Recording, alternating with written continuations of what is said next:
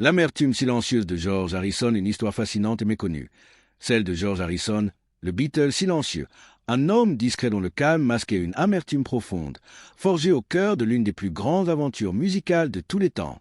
George n'était pas du genre à crier ou à chercher les projecteurs, mais derrière son regard paisible se cachait une frustration qui a marqué sa carrière et sa vie. Cette histoire, c'est celle d'un talent éclipsé, d'une amitié fraternelle devenue douloureuse et d'une quête pour trouver sa voie dans l'ombre des géants.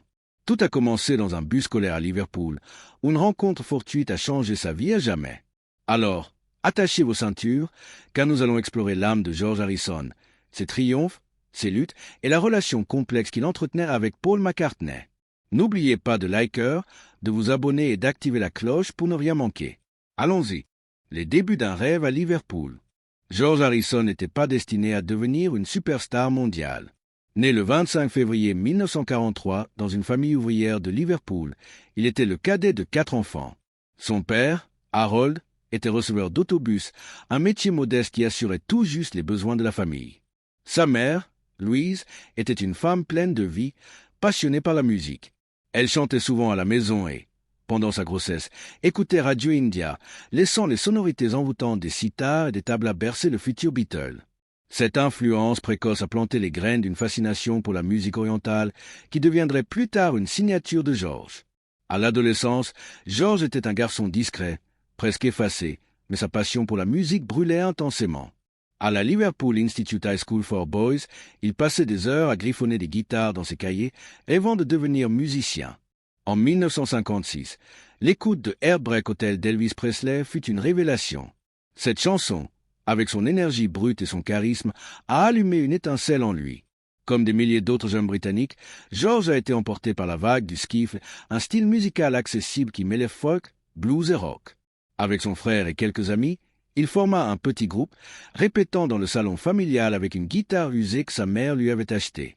Ces moments simples, pleins d'enthousiasme juvénile, étaient le prélude à une carrière extraordinaire. Mais le véritable tournant est survenu dans un bus scolaire. George, alors âgé de 14 ans, partageait souvent le trajet avec un garçon un peu plus âgé, Paul McCartney. Paul était charismatique, confiant et déjà proche d'un autre adolescent rebelle, John Lennon. Leur amour commun pour le rock'n'roll et les disques de Buddy Holly, Chuck Berry et Little Richard a rapidement créé un lien. George et Paul passaient des heures à échanger des accords, à s'apprendre mutuellement des techniques de guitare et à rêver de gloire.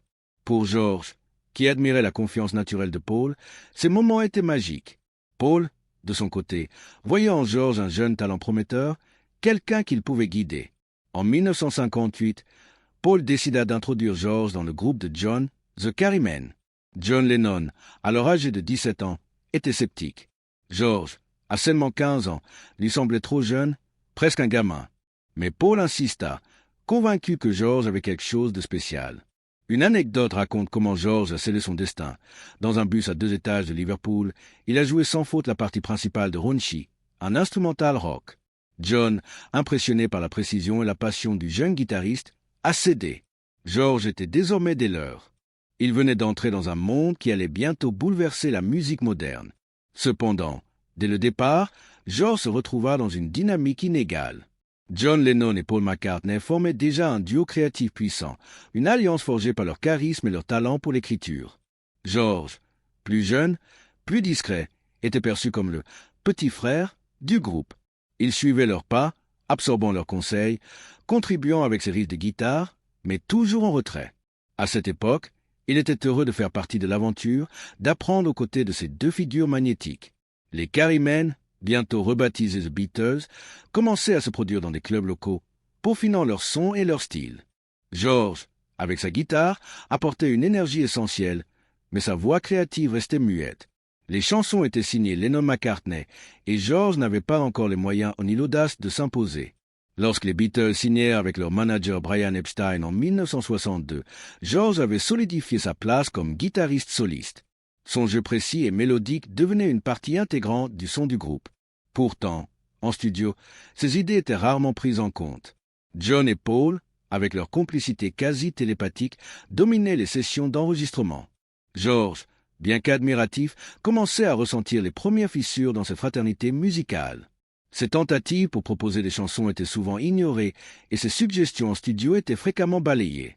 Malgré cela, il restait loyal, motivé par l'excitation de faire partie d'un groupe en pleine ascension. Mais, comme une ombre discrète, une frustration commençait à grandir. Ce n'était que le début d'un sentiment qui allait s'intensifier avec le temps. L'ombre de la Beatlemania. En 1963, la Beatlemania éclata comme un raz de marée. Les Beatles, propulsés par des tubes comme Please Please Me et She Love You, devinrent le phénomène musical le plus explosif de la planète. Les foules hurlantes, les apparitions télévisées, les tournées mondiales, tout cela transforma les 4 garçons de Liverpool en icônes. Pour le public, George Harrison était le Beatle silencieux, un surnom forgé par la presse pour souligner son tempérament introverti. Mais ce titre, bien que romantique, cachait une vérité plus complexe. Derrière son sourire timide, George commençait à se sentir marginalisé au sein du groupe qui portait son nom. La Beatlemania était une machine implacable. Les Beatles enregistraient à un rythme effréné, enchaînant albums, singles et tournées. John Lennon et Paul McCartney, en tant que principaux compositeurs, étaient au centre de l'attention. Leurs chansons, souvent écrites dans une alchimie créative, définissaient l'identité du groupe. George, quant à lui, se concentrait sur son rôle de guitariste soliste. Ses riffs, comme celui de I Want to All Your Hand, ajoutaient une énergie essentielle, mais il n'avait presque aucune place pour exprimer ses propres idées musicales. On lui accordait 1 ou 2 chansons par album, souvent des reprises ou des compositions mineures, mais jamais au même niveau que celles de Lennon-McCartney. Cette dynamique pesait sur George. En studio, il observait John et Paul façonner des chansons, plaisanter avec les journalistes et diriger l'image publique des Beatles. Lui, en revanche, restait en retrait, son rôle réduit à celui d'un exécutant talentueux mais secondaire. Ses premières tentatives pour proposer des chansons originales, comme Don't Bother Me sur l'album With the Beatles, 1963, furent accueillies avec une certaine indulgence, mais sans grand enthousiasme. Pour George, ces moments étaient frustrants. Il avait des idées, une sensibilité musicale unique, influencée par le rock'n'roll, le folk et, de plus en plus, la musique indienne. Mais ses contributions étaient souvent reléguées au second plan, éclipsées par le génie de Lennon et McCartney. Un incident révélateur eut lieu lors de l'enregistrement de A Hard Day's Night en 1964. George avait travaillé sur une partie de guitare qu'il jugeait essentielle pour une chanson.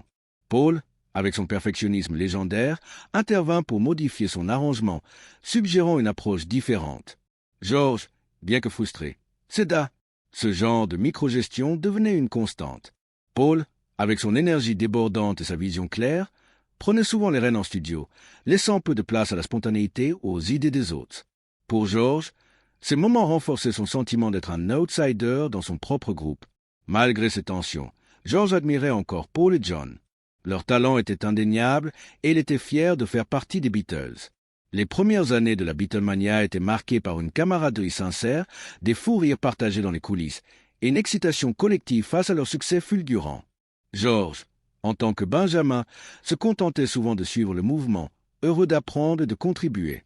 Mais chaque fois qu'une de ses chansons était mise de côté ou qu'une de ses idées était ignorée, une graine d'amertume était semée. Ces frustrations, bien que discrètes, commençaient à s'accumuler. En 1965, un tournant personnel important survint pour George. Lors du tournage du film Help, il découvrit le sitar, un instrument qui allait profondément influencer sa musique et sa spiritualité. Fasciné par les sonorités complexes de la musique indienne, il commença à étudier avec Ravi Shankar, un maître du sitar. Cette exploration marqua un tournant dans son identité artistique. Des chansons comme Norwegian Wood, 1965, où il introduisit le sitar, montraient qu'il avait une vision unique à offrir. Pourtant, même cette contribution audacieuse fut accueillie avec une certaine réticence par John et Paul, qui voyaient la musique indienne comme une curiosité plutôt qu'une direction centrale pour le groupe. À mesure que les Beatles évoluaient artistiquement, George se sentait de plus en plus à l'étroit. Il admirait la créativité de ses camarades, mais il aspirait à être reconnu comme un égal, non comme un simple accompagnateur. Les sessions d'enregistrement devenaient un terrain de tension. Paul, avec son approche méthodique, corrigeait souvent les parties de guitare de George, parfois jusqu'à les jouer lui-même. Ses interventions, bien que motivées par un désir de perfection, étaient perçues par George comme un manque de respect. Il commençait à se demander si sa place dans les Beatles lui permettrait jamais d'exprimer pleinement son talent. Cette période de la Beatlemania, bien que glorieuse pour le groupe, fut pour George un mélange d'admiration et de frustration croissante. Il aimait ses camarades, mais il ne pouvait ignorer le sentiment grandissant d'être légué au second plan. Paul McCartney, autrefois son mentor et ami proche, devenait peu à peu la source de ses plus grandes insatisfactions.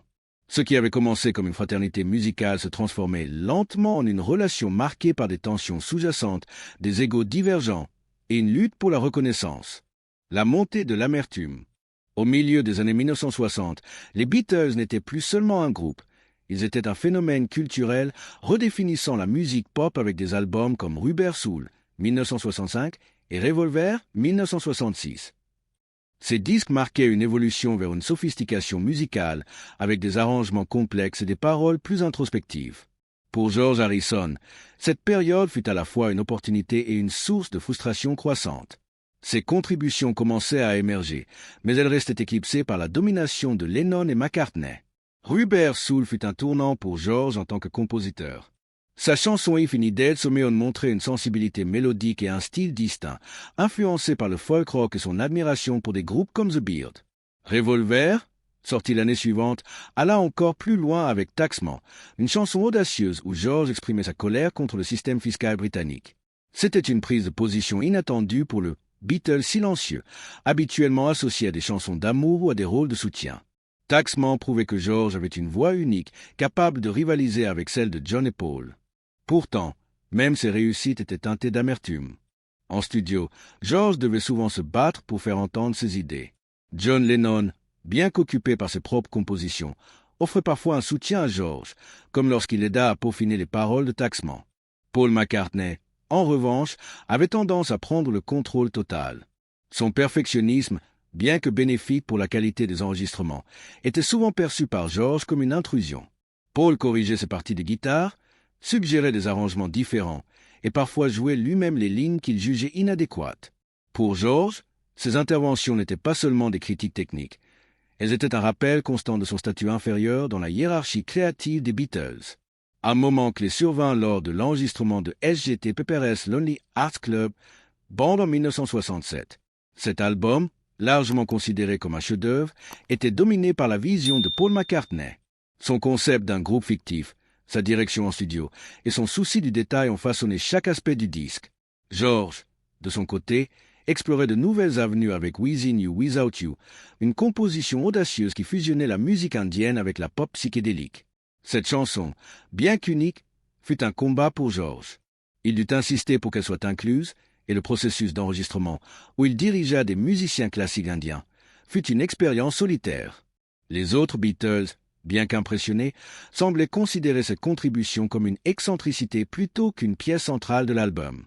Cette période marqua un tournant dans la relation entre George et Paul. Ce qui avait autrefois été une admiration fraternelle se transformait en ressentiment. George se sentait de plus en plus comme un étranger dans son propre groupe. Il apportait des idées novatrices, mais elles étaient souvent reléguées au second plan au profit des compositions de Lennon-McCartney.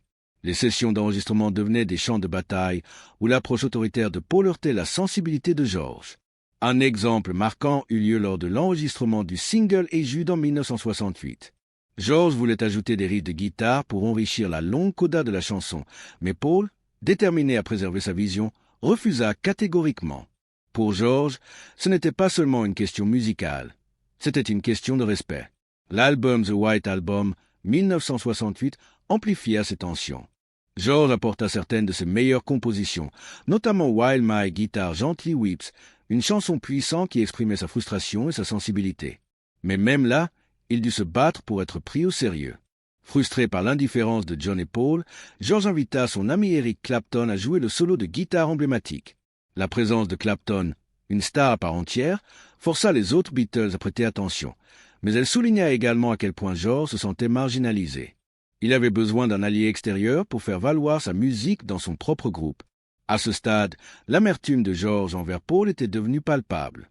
Paul, avec son énergie débordante et son besoin de tout contrôler, semblait incapable de laisser de l'espace à George. Chaque correction, chaque suggestion imposée, chaque chanson mise de côté renforçait le sentiment d'invisibilité de George. Il aimait encore ses camarades, mais l'admiration qu'il avait autrefois pour Paul s'était transformée en une frustration profonde. Ce n'était plus seulement une question de musique, c'était personnel. George, le Beatle silencieux, commençait à bouillir intérieurement, et ce ressentiment allait bientôt atteindre un point de rupture. Le point de rupture. En janvier 1969, les Beatles se réunirent dans les studios de Twickenham pour travailler sur ce qui deviendrait l'album Let It Be. L'idée, largement portée par Paul McCartney, était de revenir à leurs racines, enregistrer en direct, limiter les overdubs et peut-être même donner un concert public. Ce projet, censé raviver l'esprit du groupe, devint au contraire le catalyseur de sa désintégration. Pour George Harrison, ce fut le moment où son amertume, longtemps contenue, explosa. Les sessions de Let It Be étaient filmées, ce qui ajoutait une pression supplémentaire. L'atmosphère était tendue, presque irrespirable. John Lennon, de plus en plus absorbé par sa relation avec Yoko Ono, était souvent distrait. Ringo Starr, fidèle à son rôle de médiateur, restait en retrait. Paul, quant à lui, assumait le rôle de leader autoproclamé, dirigeant les répétitions avec une précision militaire. Pour George, qui avait passé des années à se sentir marginalisé, ce contrôle incessant était insupportable. Il voulait contribuer, proposer ses chansons, mais il se heurtait constamment au perfectionnisme de Paul. Un moment emblématique, capturé par les caméras, illustre cette tension. Lors d'une répétition de Tour of US, Paul donnait des instructions détaillées à George sur la manière de jouer sa partie de guitare. George, visiblement exaspéré, répondit avec une retenue qui masquait à peine sa frustration. « Je jouerai ce que tu veux que je joue, ou je ne jouerai pas du tout si tu ne veux pas. Tout ce qui te fait plaisir, je le ferai. » Ces mots, prononcés calmement, étaient un cri du cœur. Ils révélaient des années de ressentiment, de créativité étouffée et de sentiment d'être légués au second plan. Pour les spectateurs, cela pouvait sembler anodin, mais pour ceux qui connaissaient George, c'était un moment dévastateur. Le 10 janvier 1969, George atteignit son point de rupture. Après une autre journée de tension, il quitta discrètement le studio et annonça qu'il quittait les Beatles.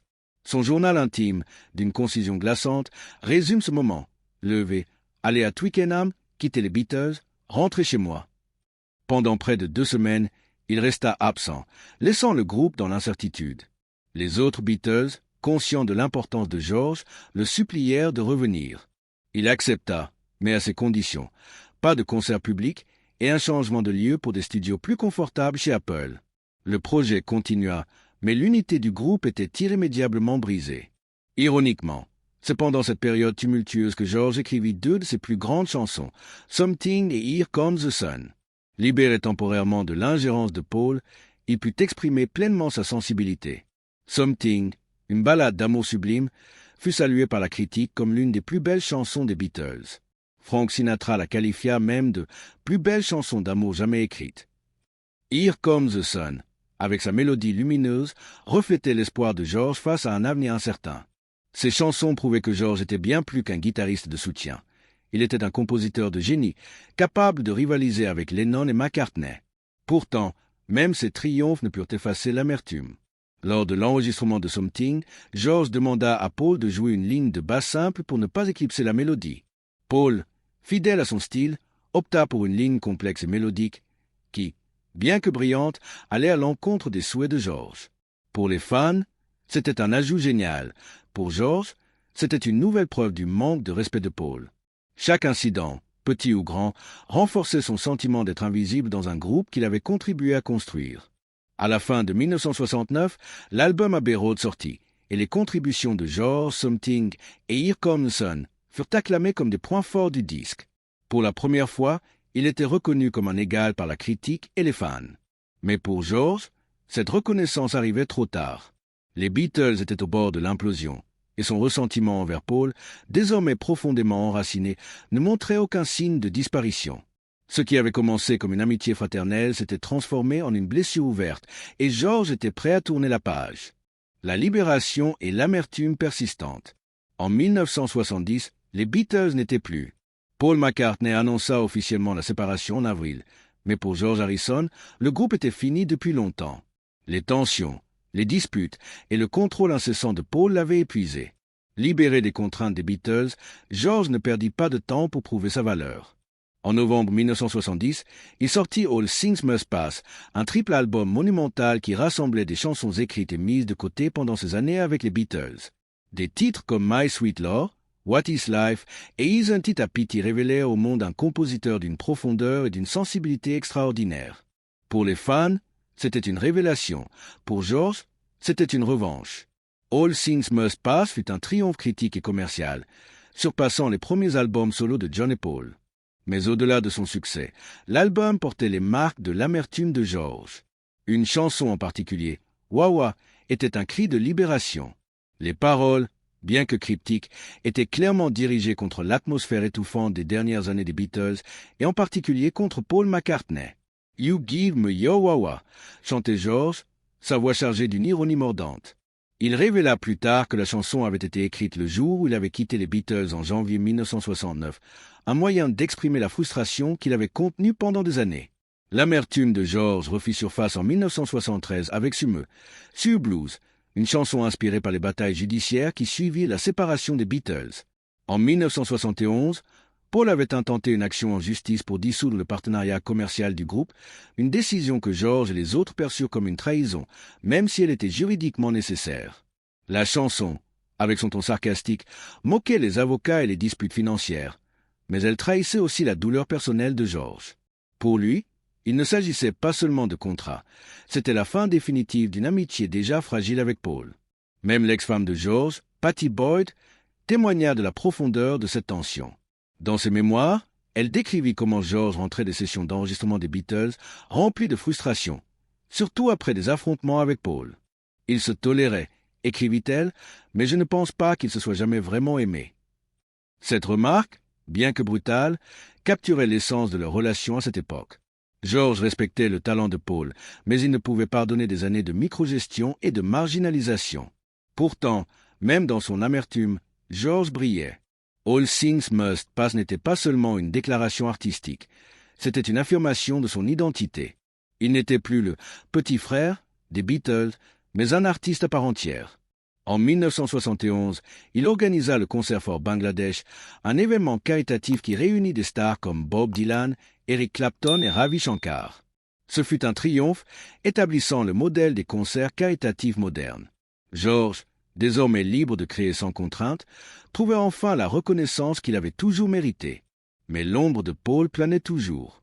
Dans les interviews, George parlait rarement de lui avec chaleur.